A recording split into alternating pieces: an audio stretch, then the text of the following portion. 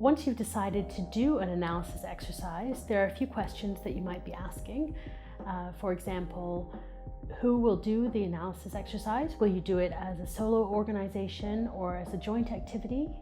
When's the right time to do the analysis exercise? And how do you make sure that the analysis that you produce ends up being used for some practical application?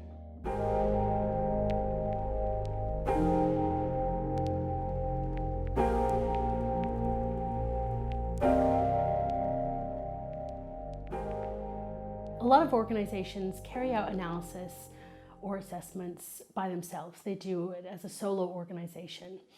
And the research actually highlighted that although there are some challenges to working together, these are far outnumbered by the amount of positives that can be gained by producing joint analysis and working together.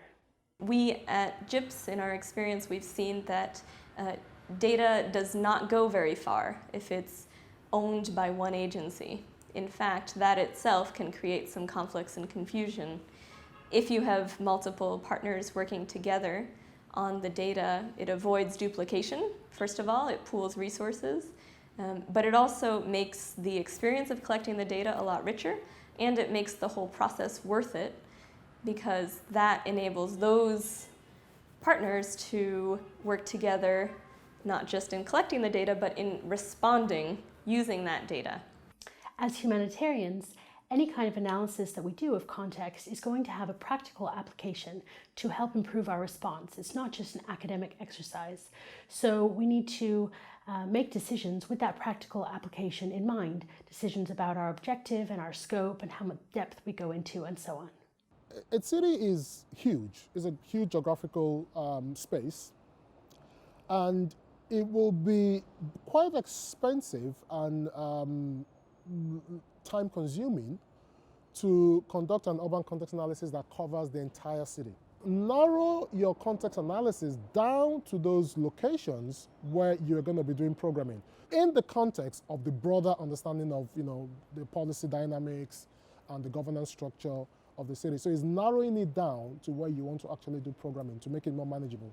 So if we decide where to do our analysis based on where we might eventually do programming, this is one way that we can use the eventual practical application of the analysis exercise to guide our objectives without making the exercise too narrowly focused on, for example, our sectoral background.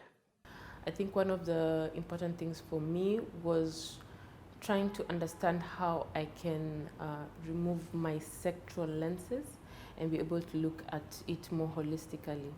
And I think that is one of the key things, to be able to get tools or to be able to get a way where you can be objective, to be able to see the larger picture rather than what you're used to working with. Yeah, so for me, that was an important thing when looking at the tools. How will this then help me to not focus on my sector, but to look at the holistic picture?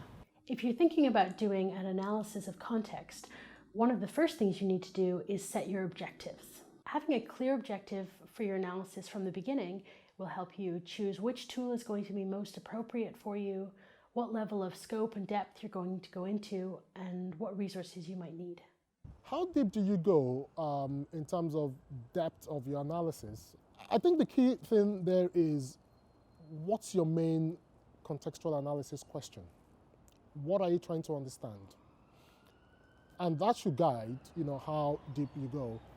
One of the questions you might be asking is, when would be the right time to do this sort of analysis? And that is kind of a difficult question to answer. The way we look at it is, for example, if we want to go to a new area, we have to have a context analysis. But it's also important to realize that context analysis could be relevant at any stage of a humanitarian program.